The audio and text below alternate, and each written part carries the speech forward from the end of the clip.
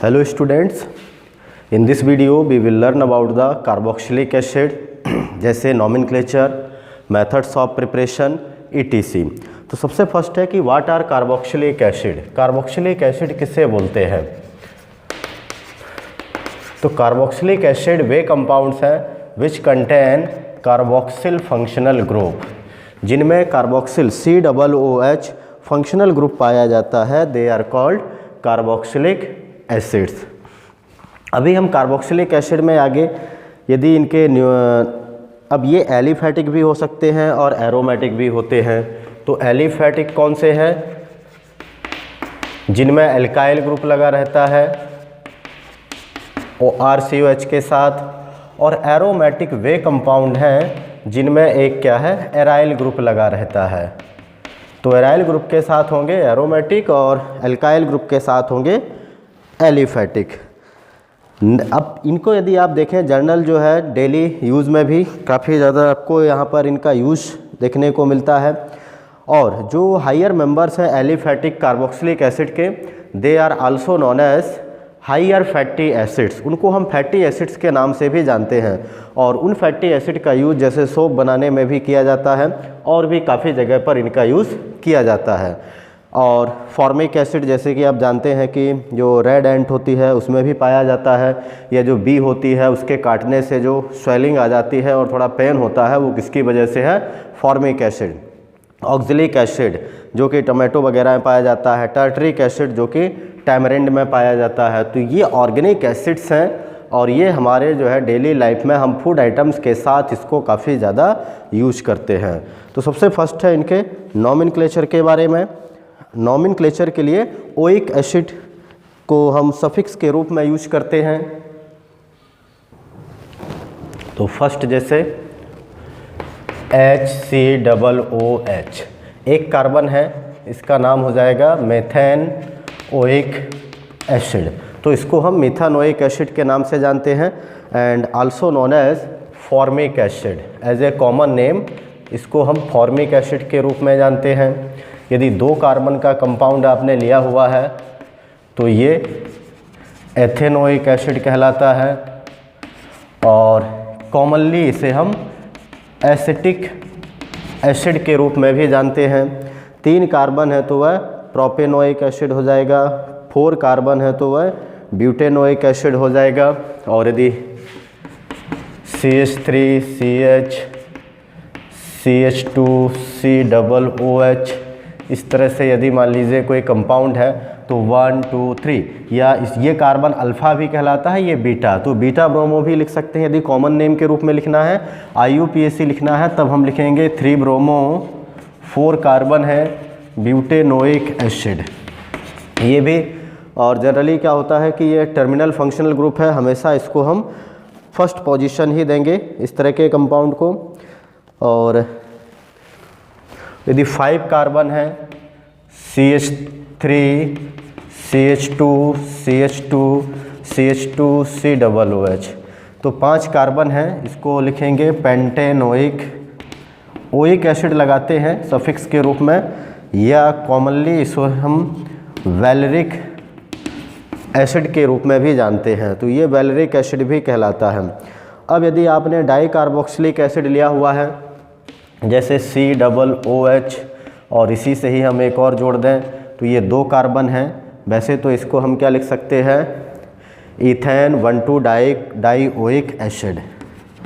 Ethane 1,2 dioic acid, और ये commonly जाना जाता है ऑक्जेलिक एसिड के नाम से, COOH ऑक्जेलिक एसिड।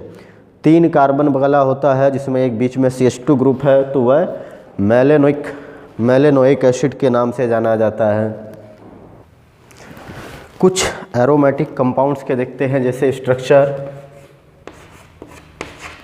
COOH, इसका नाम होगा बेंजीन प्लस ओइक एसिड। तो ये होता है बेंजोइक एसिड, या बेंजीन और कार्बन है तो हम इसको वैसे भी बेंजो ग्रुप बोलते हैं, तो ये बेंजोइक एसिड कहलाएगा। और ये COOH CH3, तो ये हो जाएगा 4 मेथाइल बेंजोइक एसिड। इसी तरह से यदि ये COOH और OH है तो इसको लिख सकते हैं 2 हाइड्रोक्सी बेंजोइक एसिड, और it is also known as salicylic acid. Commonly इसको हम सैलिसिलिक एसिड के नाम से भी जानते हैं।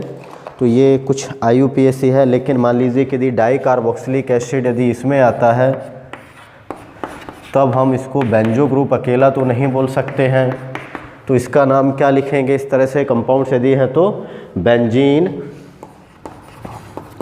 और 1 और 2 दोनों पोजीशन पर है, 1,2 डाई कार्बोक्सिलिक एसिड, और इसका नाम थैलिक एसिड, कॉमन नेम है थैलिक एसिड, इस नाम से भी इसे जाना जाता है थैलिक एसिड।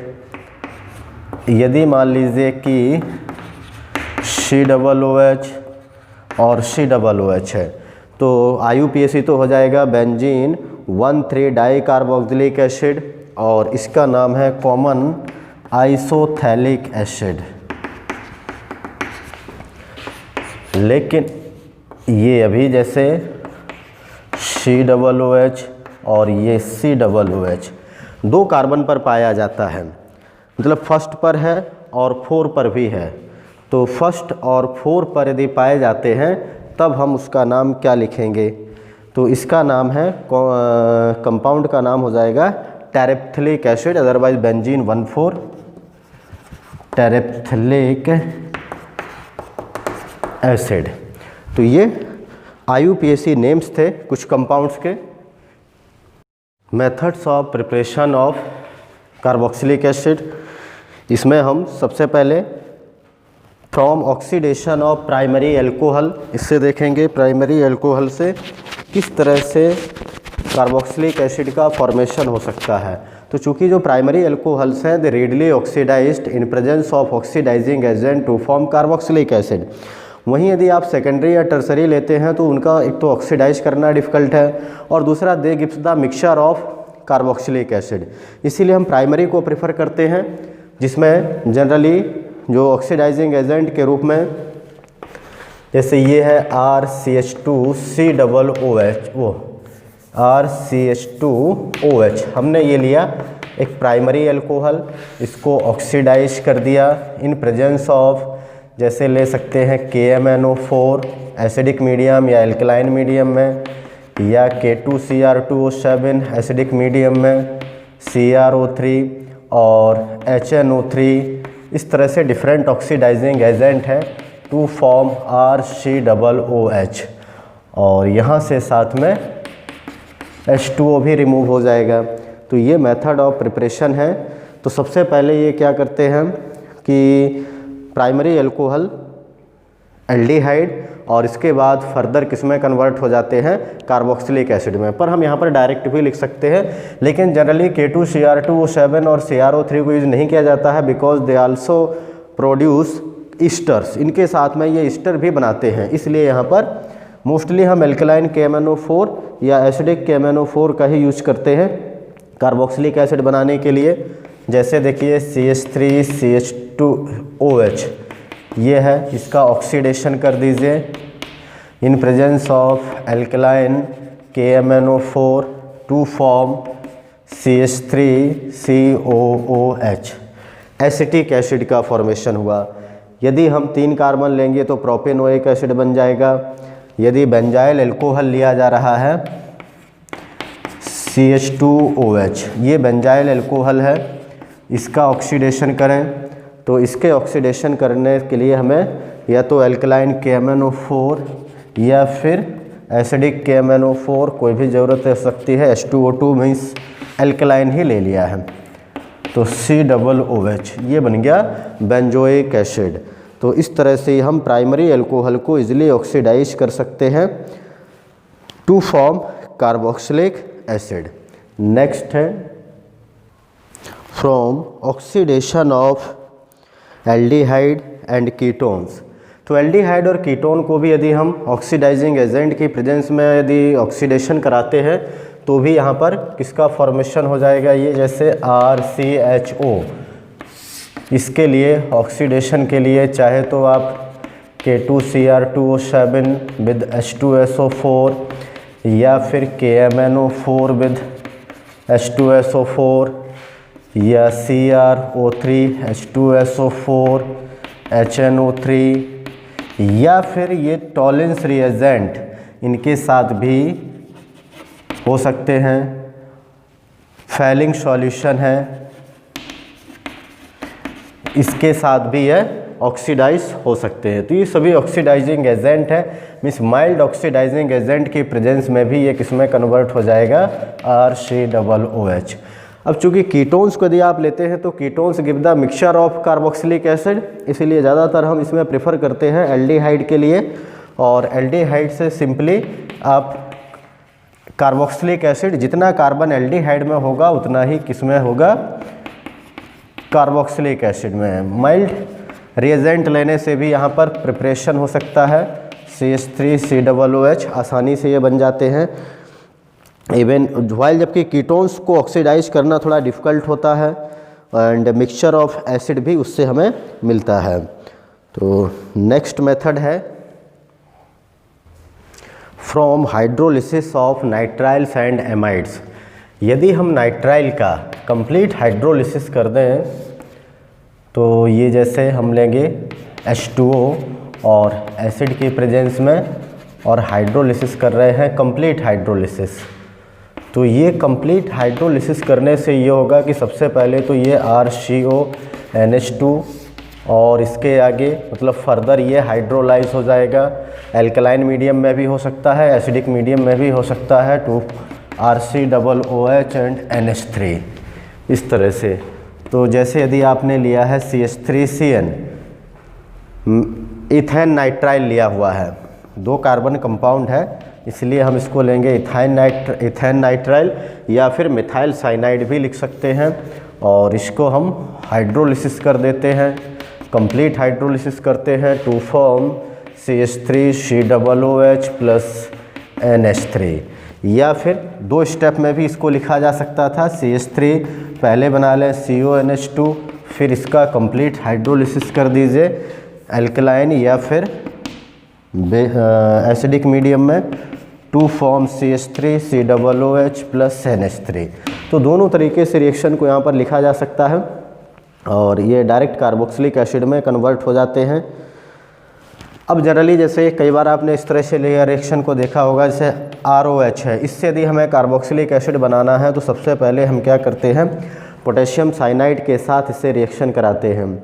ये पोटेशियम साइनाइड के साथ तो डायरेक्ट नहीं होगा, सबसे पहले इसको जैसे हम SOCl2 थायोनिल क्लोराइड के साथ कर दें तो RCl। अब यहाँ से हमें क्या करना आसान हो जाएगा, एल्कोहलिक पोटेशियम साइनाइड के साथ रिएक्शन कराएंगे तो ये क्लोरीन को यहाँ से रिप्लेस कर देगा और ये बन जाएगा RCN साइनाइड। और इसके बाद इसको हाइड्रोलाइज कर दीजिए तो बन जाएगा ये RCOOH। या पहले एमाइड बनाइए और इसके बाद फिर बना लीजिए RCOOH। तो अल्कोहल से कार्बोक्सिलिक एसिड बनाना, जिसमें अल्कोहल में यदि मान लीजिए 1 कार्बन है तो यहाँ पर आ जाएगा 2, मीन्स 1 प्लस होकर के कार्बन इस मेथड के द्वारा मिलेगा। यदि आप साइनाइड के द्वारा उसका मतलब अल्कोहल से यदि बनाते हैं तो 1 प्लस हो जाएगा कार्बन यहाँ पर।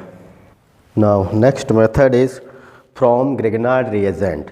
तो ग्रिग्नार्ड रिएजेंट RMgX है, इसको हम बनाने कार्बोक्सिलिक एसिड बनाने के लिए इसको हमें क्या करना पड़ेगा कि जो ग्रिग्नार्ड रिएजेंट है इससे ड्राई आइस का मीनिंग है solid carbon dioxide, solid carbon dioxide के साथ इसे रिएक्शन कराना होगा और इन presence of dry ether means ethereal solution लेंगे। तो जैसे ये है कार्बन डाइऑक्साइड, ड्राई आइस के रूप में लीजिए इसको, मीन्स सॉलिड कार्बन डाइऑक्साइड बोलते हैं, बहुत ही लो टेम्परेचर पर रिएक्शन होगी CH3MgBr और ये होगा इन प्रेजेंस ऑफ ड्राई ईथर।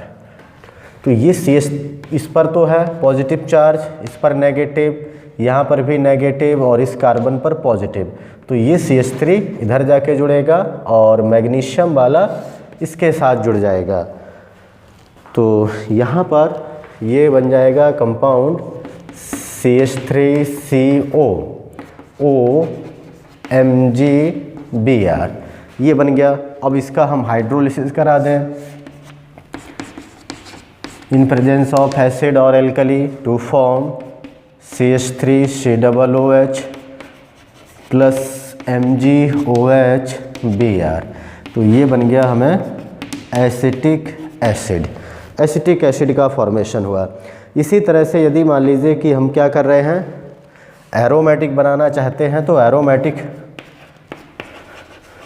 ये लिया जैसे phenyl magnesium iodide as a Grignard reagent, इसको रिएक्शन कराएंगे कार्बन डाइऑक्साइड के साथ in presence of dry ether to form, किसका फॉर्मेशन हो जाएगा, ये ग्रिग्नार्ड रिएजेंट, ये बेंजीन इस कार्बन के साथ जुड़ जाएगा COOMgI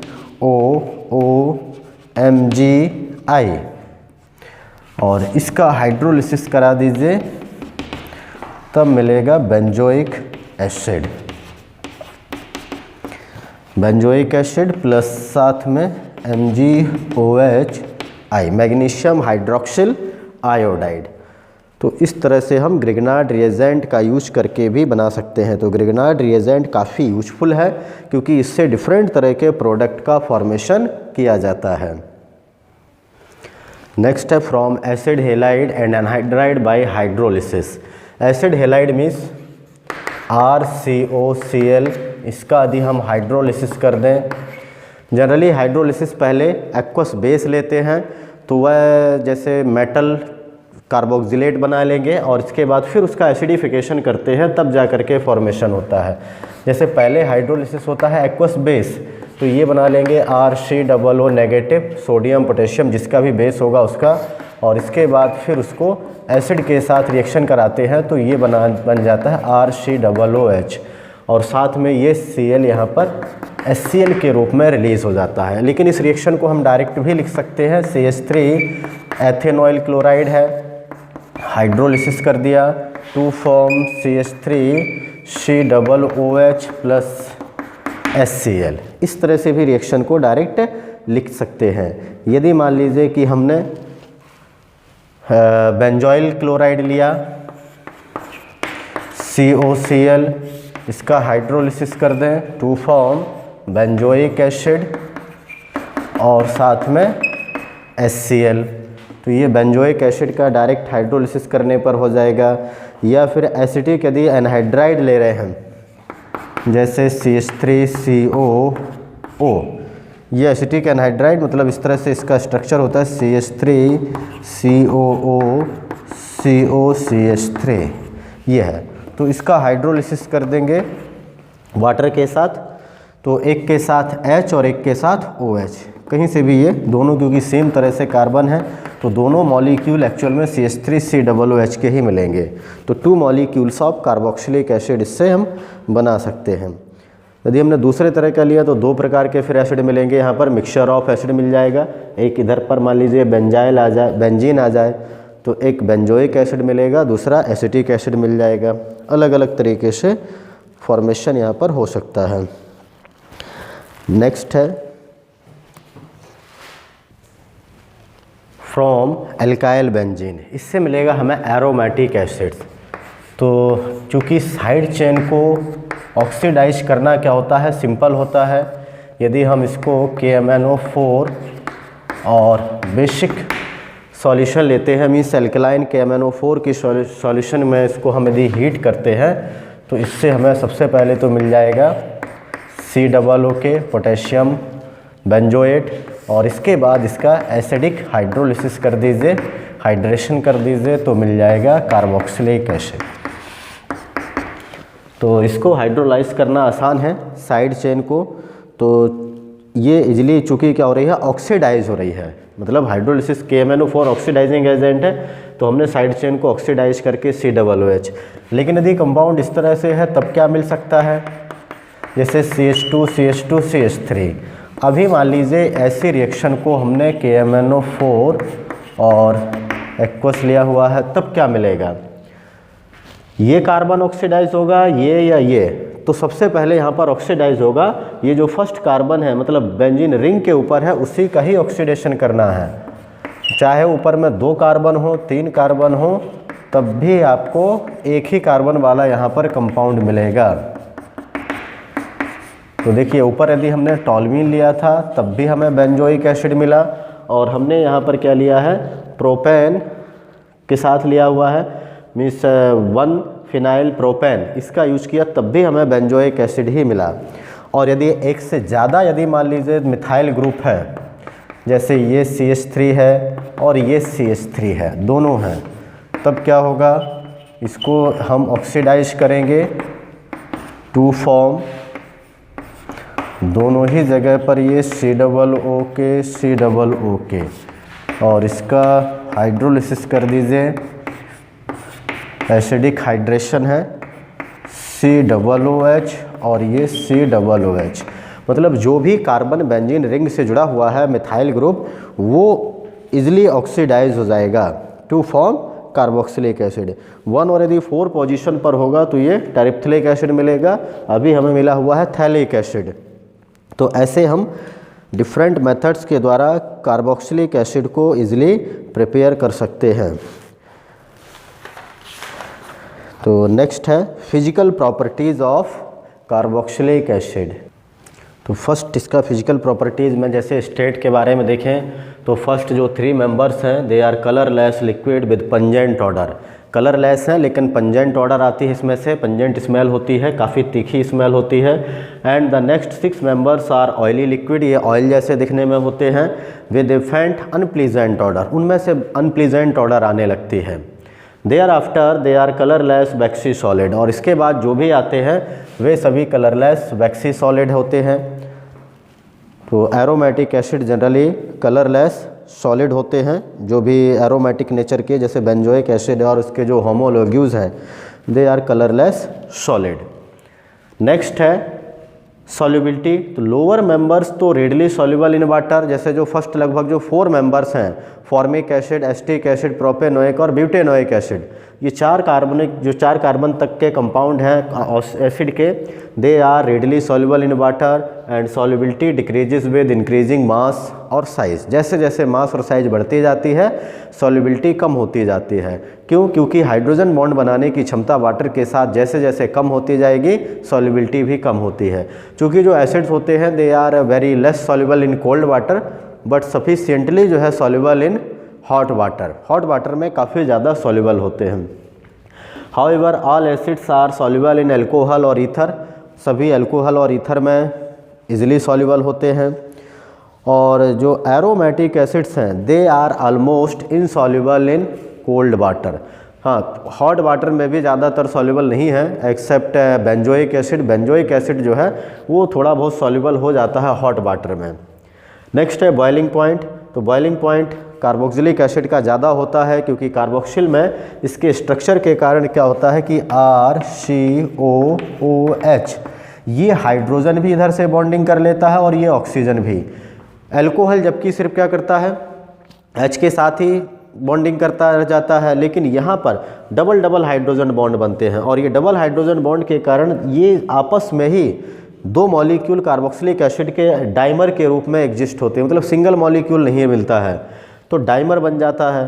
तो इसलिए इनका बॉइलिंग पॉइंट जितने भी ऑर्गेनिक कंपाउंड हैं एरोमेटिक, जैसे सबसे पहले हम हाइड्रोकार्बन लें, इसके बाद कीटोन, फिर इसके बाद ईथर के बाद फिर है जैसे आपका कीटोन है, एल्डिहाइड है, अल्कोहल है, और उससे भी ज़्यादा अल्कोहल से भी ज़्यादा होगा कार्बोक्सिलिक एसिड का। और इसका कारण यही है कि इनमें हाइड्रोजन बॉन्ड बनाने की क्षमता सबसे ज़्यादा होती है।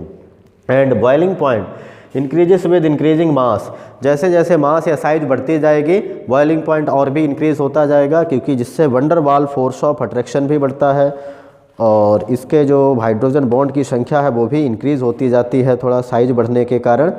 तो मैन है वहाँ पर, और कई बार तो ये साइक्लिक डाइमर के रूप में भी मोस्टली एग्जिस्ट पाए जाते हैं जो स्मॉलर कार्बन कंपाउंड्स हैं। तो यदि बॉइलिंग पॉइंट जैसे जैसे साइज बढ़ेगी बॉइलिंग पॉइंट बढ़ रहा है, हमेशा वहाँ पर कारण लिखना है आपको कि साइज बढ़ने से, एरिया बढ़ने से वैन डर वाल फोर्स ऑफ अट्रैक्शन का जो मैग्नीट्यूड है वो इंक्रीज़ हो जाता है, तो उसके बढ़ने से बॉइलिंग पॉइंट इंक्रीज़ होता जाता है। मेल्टिंग पॉइंट, तो फर्स्ट जो 10 मेंबर्स में है ये ऑब्ज़र्व किया गया है कि जो मेल्टिंग पॉइंट है कार्बोक्सिलिक एसिड का, the containing even number of carbon atom is higher than the next lower and higher member containing odd carbon atom. मतलब जैसे जो इवन नंबर वाला है, जैसे 4 कार्बन वाला है तो उसका मेल्टिंग पॉइंट 3 कार्बन वाले और 5 कार्बन वाले, मतलब जो ऑड कार्बन वाले हैं उसके दोनों साइड में, नेबरिंग में, उन दोनों से कहीं ज़्यादा होता है। जैसे यहाँ पर प्रोपेनोइक एसिड है 251 केल्विन, ब्यूटेनोइक का है 267, और वहीं यदि आप पेंटेनोइक है तो ये 237 केल्विन हमें देखने को मिलता है।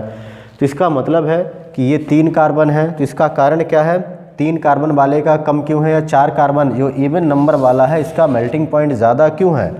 ये है सिमेट्रिकल, और जो जिग जैग मैनर है वो सिमेट्रिकल जिग जैग है। 3 कार्बन वाले में इस तरह से स्ट्रक्चर बनेगा 1 2 और ये 3 हो जाएगा। 4 कार्बन में सिमेट्रिकल है, और सिमेट्रिकल जिगजैग होने के कारण इस तरह से जो इवन नंबर कार्बन एटम्स वाले एसिड हैं they are closely packed in crystal structure या क्रिस्टल लैटिस। क्रिस्टल लैटिस में ये टाइटली पैक्ड होते हैं, क्लोजली पैक्ड हो जाते हैं, जबकि ये लूजली पैक होते हैं। वीकली पैकिंग होने के कारण इसमें फोर्स ऑफ अट्रैक्शन कम होता है, इसलिए इनका मेल्टिंग पॉइंट कम है, जबकि इवन नंबर वाले कार्बन एटम्स का मेल्टिंग पॉइंट ज़्यादा होता है। और जितने भी एरोमेटिक एसिड हैं उनका जनरली एलिफेटिक जो एसिड हैं उनके कंपैरिजन में तो ज़्यादा ही पाया जाता है मेल्टिंग पॉइंट।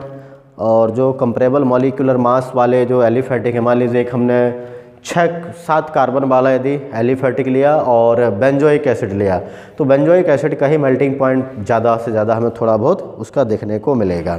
तो ये थे physical properties of the carboxylic acid. और आज के इस वीडियो में इतना ही। Thank you, have a nice day.